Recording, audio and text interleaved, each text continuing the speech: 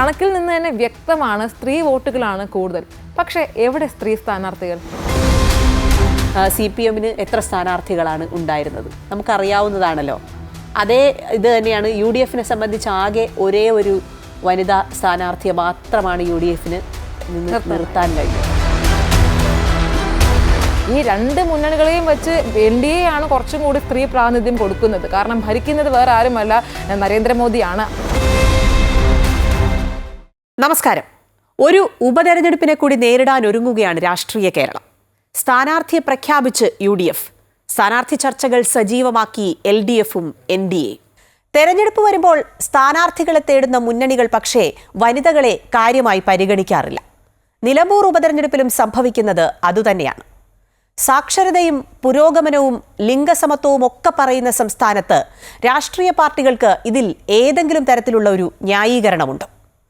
തദ്ദേശ തെരഞ്ഞെടുപ്പിൽ 50% വനിതകൾക്ക് നൽകിയ ആർജവം നിയമസഭ ലോക്സഭാ തെരഞ്ഞെടുപ്പുകളിൽ കാണിക്കാത്തത് എന്തുകൊണ്ടാണ്? ഈ വിഷയമാണ് ഇന്ന് വനിതാ ജംഗ്ഷൻ പരിശോധിക്കുന്നത്.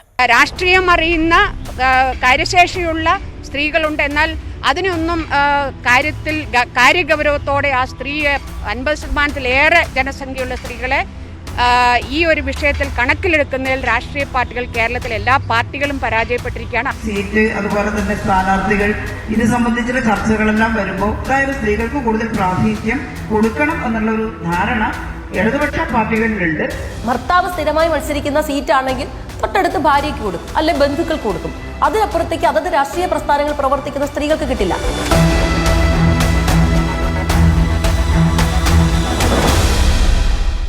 ഐശ്വര്യ, ഞാൻ സൂചിപ്പിച്ച പോലെ ഉപതെരഞ്ഞെടുപ്പ് വരികയാണ്. സ്ഥാനാർത്ഥികളുടെ കാര്യങ്ങളിലൊക്കെ ഈ UDF ഒഴിച്ചാൽ മറ്റ് രണ്ട് പാർട്ടികളും സ്ഥാനാർത്ഥികളെ പറ്റിയൊക്കെ ചർച്ചകൾ നടത്തുകയാണ്. പക്ഷെ അപ്പോഴും നമ്മൾ എടുത്തു പറയേണ്ടതാണ്, വനിതാ സ്ഥാനാർത്ഥികളുടെ എണ്ണം ഇപ്പോഴും കുറവ് തന്നെയല്ലേ? നിലമ്പൂരിൻ്റെ ഒരു ചരിത്രം എടുത്ത് നോക്കുകയാണെങ്കിൽ 1965 മുതൽ ഇപ്പോൾ ഒരു തെരഞ്ഞെടുപ്പ് വരുന്നു. ഇവിടെ എത്തി നിൽക്കുമ്പോൾ ഇനി സ്ഥാനാർത്ഥികളെ പ്രഖ്യാപിക്കാനുണ്ട്. എന്നാലും എത്തി നിൽക്കുമ്പോൾ വനിതകൾക്ക് ഒരു പ്രാധാന്യം ഇല്ല എന്നുള്ളത് വളരെ ശരിയാണ്. പക്ഷെ അതേസമയം അവിടുത്തെ ഒരു വോട്ടിൻ്റെ ഒരു ഷെയർ എടുക്കുകയാണെങ്കിൽ 2,32,000 വോട്ടുകൾ നിലമ്പൂരുണ്ട്. അതിൽ 1,13,000 വോട്ടുകൾ പുരുഷന്മാർക്കും 1,18,000 വോട്ടുകൾ സ്ത്രീകൾക്കുമാണ്. കണക്കിൽ നിന്ന് തന്നെ വ്യക്തമാണ് സ്ത്രീ വോട്ടുകളാണ് കൂടുതൽ. പക്ഷേ എവിടെ സ്ത്രീ സ്ഥാനാർത്ഥികൾ?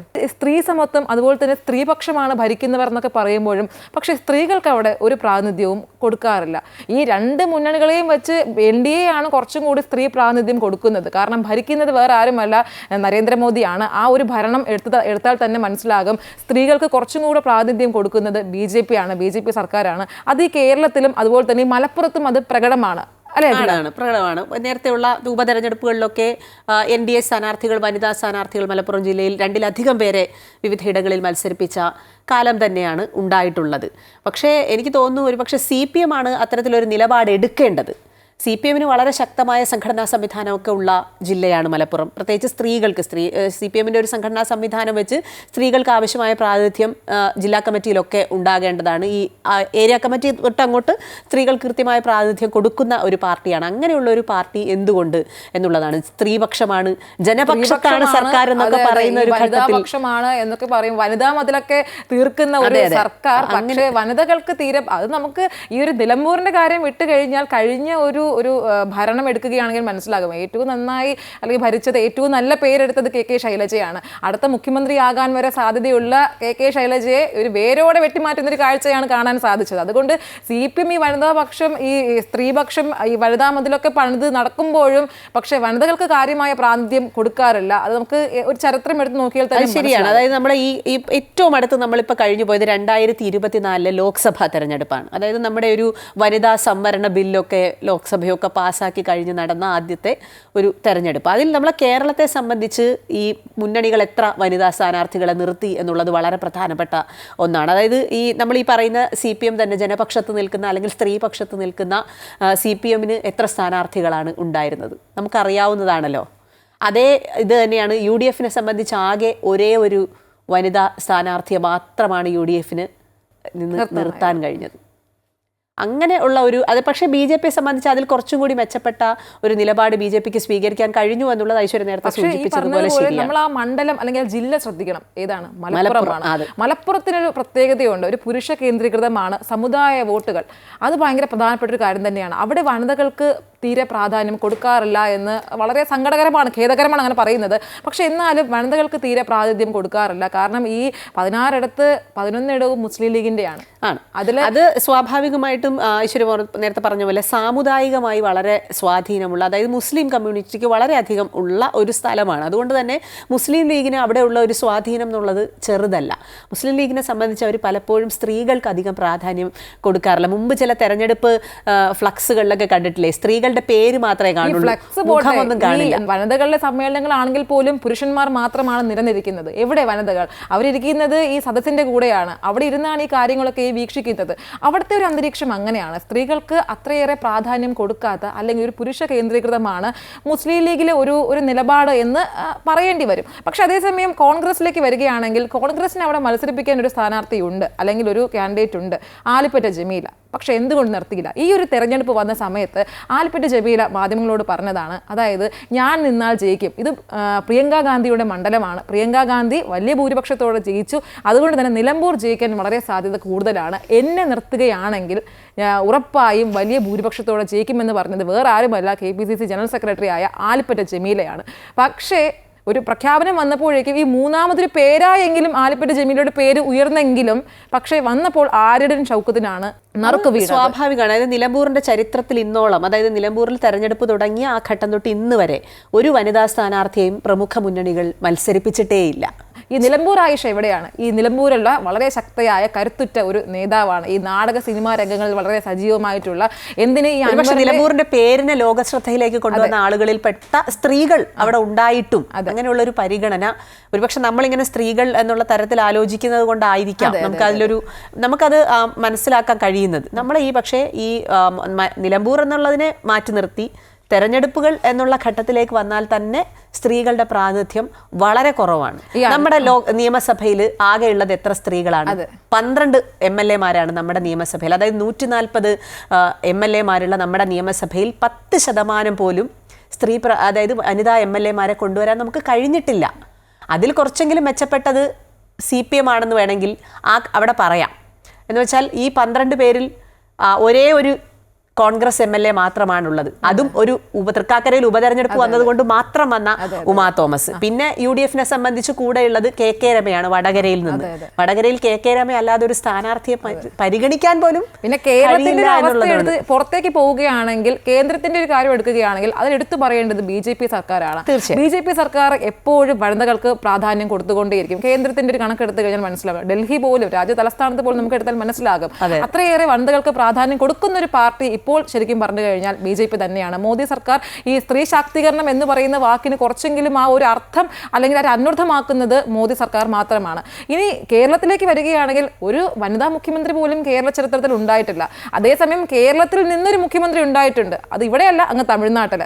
ഈ 9ാമത്തെ മുഖ്യമന്ത്രി എന്ന് പറയുന്നത് വനിതാ മുഖ്യമന്ത്രിയാണ്. അവർ കേരളത്തിലായിരുന്നു ഉണ്ടായിരുന്നത്, ജാനകി രാമചന്ദ്രൻ, MGR-ന്റെ ഭാര്യ. അപ്പോൾ ഒരു മുഖ്യമന്ത്രി നമുക്ക് പറയാൻ വേണമെങ്കിൽ ഉണ്ട്, അത് ഇവിടെ നിന്ന് തമിഴ്നാട്ടിലേക്ക് പോയ ഒരാളാണ്. പക്ഷെ അതേസമയം കേരള ചരിത്രം എടുക്കുകയാണെങ്കിൽ അവിടെയും സ്ത്രീകൾക്ക് പ്രാതിനിധ്യം കിട്ടിയിട്ടില്ല. നമ്മൾ കേരള ചരിത്രത്തിൽ പറയുകയാണെങ്കിൽ KR ഗൗരിയമ്മയുടെ പേര് ഒരു ഘട്ടത്തിൽ എത്ര ഉയർന്നു വന്നതാണ്. പക്ഷെ അവിടെയും രാഷ്ട്രീയപരമായ ഈ ഉയർന്നു വരുന്ന സ്ത്രീ പേരുകളൊക്കെ അടിച്ചമർത്താൻ എക്കാലത്തും ശ്രമിച്ചുകൊണ്ടേയിരുന്നു. അത് എന്തുകൊണ്ടാണെന്നാണ് മനസ്സിലാവാത്തത്. കാരണം നമ്മൾ ഈ സ്ത്രീ സംവരണവും സ്ത്രീ ശാക്തീകരണവും ഒക്കെ ഘോരഘോരം പ്രസംഗിക്കുന്ന പാർട്ടികളാണ് നമുക്കുള്ളത്. പക്ഷേ ഈ കാര്യത്തോടെടുക്കുമ്പോൾ അല്ല, പുരുഷന്മാർ ഭരിച്ചാൽ മതിയാകും. ഇപ്പം നമുക്ക് ഏത് മേഖല എടുത്താലും സ്ത്രീകൾ ഏറ്റവും കൂടുതൽ തിളങ്ങി നിൽക്കുന്നത് നമ്മുടെ കേരളത്തിലാണെങ്കിലും രാജ്യത്താണെങ്കിലും നമുക്കറിയാം. ഈ സിന്ദൂറിൽ പോലും കാര്യങ്ങളൊക്കെ വിശദീകരിച്ചത് സോഫിയ ഖുറേഷിയൊക്കെയാണ്, മനസ്സിലായില്ല? അപ്പോൾ പക്ഷേ ഇപ്പോൾ നമ്മുടെ രാഷ്ട്രീയപരമായി വരുമ്പോഴേക്കും വാക്കുകൾ കൊണ്ട് പറയാൻ സാധിക്കും, പക്ഷേ പ്രവൃത്തിയിലോട്ട് വരുമ്പോൾ പാർട്ടികളൊക്കെ നേരെ മറിച്ചാണ് ചിന്തിക്കുന്നത്. അതത്രേ ഉള്ളൂ. അതായത് ലോക്സഭാ തെരഞ്ഞെടുപ്പ് ഈ 2000 ഞാൻ നേരത്തെ പറഞ്ഞ പോലെ വനിതാ സംവരണ ബില്ലൊക്കെ വന്നതിന് ശേഷമുള്ള ലോക്സഭാ തെരഞ്ഞെടുപ്പിൽ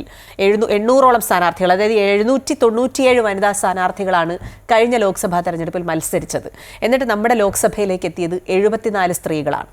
ആ 74 സ്ത്രീകളിൽ കൂടുതൽ പേരും പക്ഷേ വന്നത് BJPയിൽ നിന്നാണ് എന്നുള്ളത് അത് സ്വാഭാവികമായും രാജ്യത്തിലെ മുഴുവനുള്ള ഒരു നേട്ടം. ഐശ്വര്യ നേരത്തെ സൂചിപ്പിച്ചതുപോലെ ആവശ്യമായ പ്രാധാന്യം BJP കൊടുത്തിട്ടുണ്ട് എന്നുള്ളതാണ്. അത് ഐശ്വര്യ പറഞ്ഞതുപോലെ തന്നെ BJPയുടെ ഒരു പക്ഷേ വനിതകളുടെ മുന്നേറ്റത്തിനുള്ള നരേന്ദ്രമോദിയുടെ തീരുമാനം, ഒപ്പം തന്നെ ഈ സാമുദായികമായി ചില സംഘടനാപരമായ ചില കാര്യങ്ങൾ, അതിനുമൊപ്പം പിന്നോക്കം നിൽക്കുന്ന സ്ത്രീകളെ കൂടി മുന്നോട്ട് കൊണ്ടുവരാനുള്ള ചില നീക്കങ്ങളുടെ ഭാഗം കൂടിയാണ്. അതായത് പിന്നാക്ക സമുദായത്തിൽ നിന്നുള്ള ആളുകളെ കൂടി മുന്നോട്ട് കൊണ്ടുവരാനുള്ള ഒരു അതിൽ തീർച്ചയായിട്ടും ഐശ്വര്യ സൂചിപ്പിച്ചതുപോലെ BJP അതിൽ വലിയ പങ്ക് വഹിച്ചിട്ടുണ്ട്. അതിൽ ഏറ്റവും പ്രധാനപ്പെട്ടതാണ് രാഷ്ട്രപതിയും ഒപ്പം മുഖ്യമന്ത്രിയും ഒക്കെ. എന്നിട്ടും അതിൽ പക്ഷെ നമ്മൾ എടുത്തു പറയേണ്ടത് സോണിയാഗാന്ധിയെ പോലെയുള്ള ഒരു നേതാവ് ഹൈക്കമാൻഡിൽ ഉയർന്ന പദവിയിൽ ഇരുന്നിട്ടും പലയിടങ്ങളിലും സ്ത്രീകൾക്ക് ആവശ്യമായ പരിഗണന കിട്ടിയില്ല. പക്ഷേ നരേന്ദ്രമോദിയെ പോലെ അല്ലെങ്കിൽ JP നദ്ദയെ പോലെയുള്ള ആളുകൾ, അമിത്ഷായെ പോലെയുള്ള ആളുകൾ ഇരിക്കുമ്പോൾ അവരാവശ്യമായ പരിഗണന സ്ത്രീകൾക്ക് കൊടുക്കുന്നുണ്ട് എന്നുള്ളത് വളരെ പ്രധാനപ്പെട്ട കാര്യം. ഞാൻ സൂചിപ്പിച്ചതുപോലെ ആൽപ്പറ്റ ജമീലയുടെ വാക്കുകൾ ശ്രദ്ധേയമാണ്. അതായത്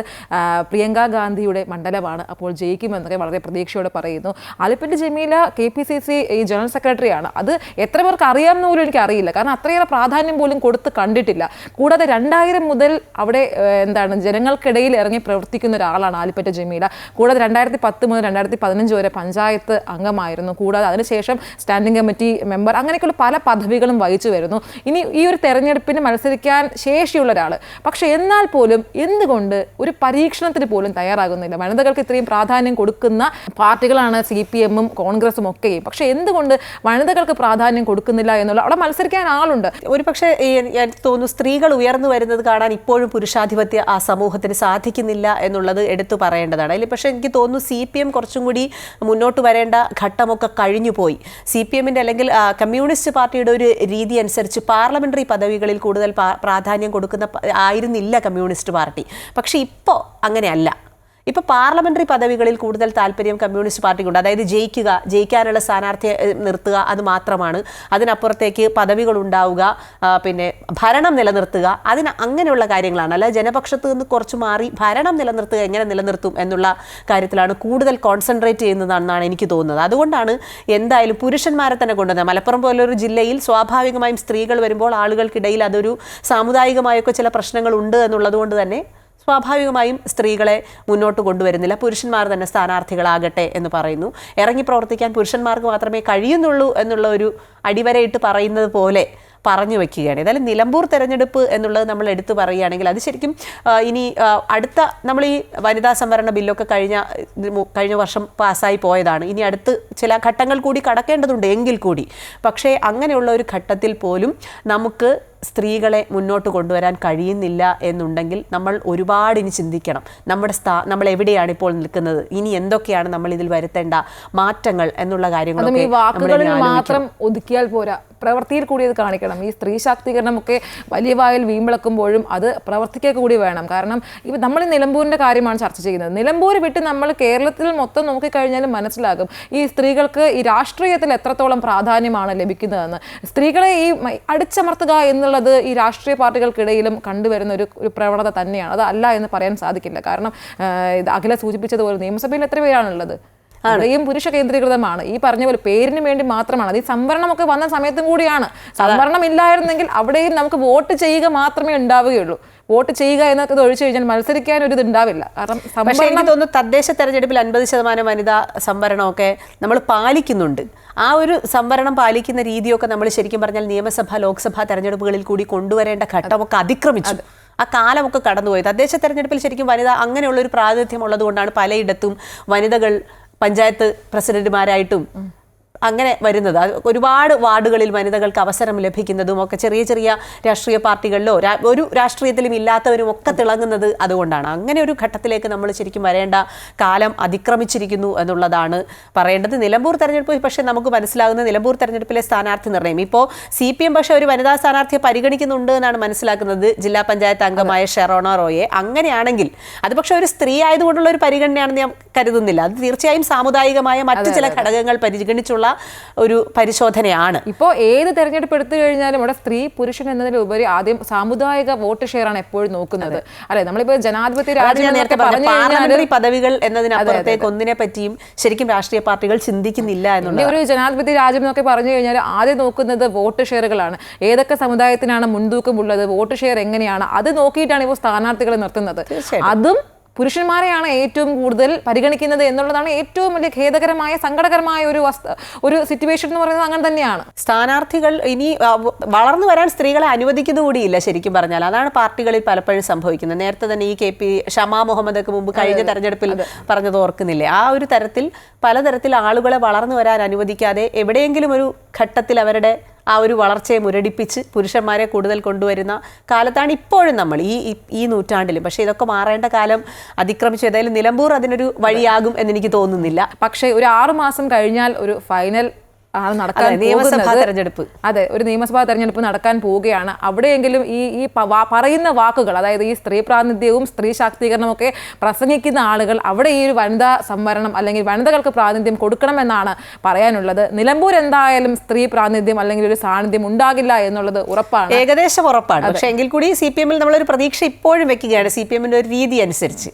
ഈ BJPയും അങ്ങനെ തന്നെയാണ്. ഈ BDJസിനാണ് സീറ്റ് എങ്കിലും ഒരു വനിതയെ നിർത്താൻ സാധ്യത BJPയിലും NDAയിലും തള്ളിക്കളയാൻ പറ്റില്ല. NDAക്കാണ് കുറച്ചുകൂടി ഒരു വനിതയെ നിർത്താനുള്ള സാഹചര്യം കൂടുതലുള്ളത്. പക്ഷേ എങ്കിൽ കൂടി CPM ൽ ഇപ്പോഴും നമ്മൾ പ്രതീക്ഷ വെക്കുകയാണ്. ഒരുപക്ഷെ ആ വനിതാ സ്ഥാനാർത്ഥി വന്നാലോ എങ്കിൽ പോലും ഇത് ഇനി അടുത്ത് വരാൻ പോകുന്ന നിയമസഭാ തെരഞ്ഞെടുപ്പിലും പിന്നാലെ വരുന്ന ലോക്സഭാ തെരഞ്ഞെടുപ്പിലും ഒക്കെ മുന്നണികൾ എടുക്കാൻ പോകുന്ന നിലപാട് എന്താണ് എന്നുള്ളത് നമുക്ക് വ്യക്തമാണ്, അല്ലേ? അതെ, ഈ എന്തായാലും മുന്നണികളോട് പറയാൻ ഒറ്റ കാര്യമേ ഉള്ളൂ. കാരണം സ്ത്രീകൾ ഏത് മേഖല എടുത്താലും സ്ത്രീകളാണ് അവിടെ ഏറ്റവും മുന്നിട്ട് നിൽക്കുന്നത്, അല്ലെങ്കിൽ സ്ത്രീ പ്രാതിനിധ്യം കൂടുതലാണ്, ഏറ്റവും നന്നായി ഭരിക്കുന്നത്, കാര്യങ്ങൾ നന്നായി കൈകാര്യം ചെയ്ത് നമുക്ക് കുടുംബം മുതൽ അങ്ങോട്ടേക്ക് എടുത്തു കഴിഞ്ഞാൽ സ്ത്രീകളാണ് നയിക്കുന്നത്. ഒന്നും നോക്കണ്ട, നമ്മുടെ രാജ്യം ഭരിക്കുന്നത് പോലും, രാജ്യത്തിന്റെ തലപ്പത്ത് പോലും ഒരു സ്ത്രീയാണ് ഇരിക്കുന്നത്. അതുകൊണ്ട് ഇനിയെങ്കിലും കേരളത്തിൽ സ്ത്രീകൾക്ക് പ്രാതിനിധ്യം ലഭിക്കട്ടെ, ഒരു വനിതാ മുഖ്യമന്ത്രി ഉണ്ടാകട്ടെ.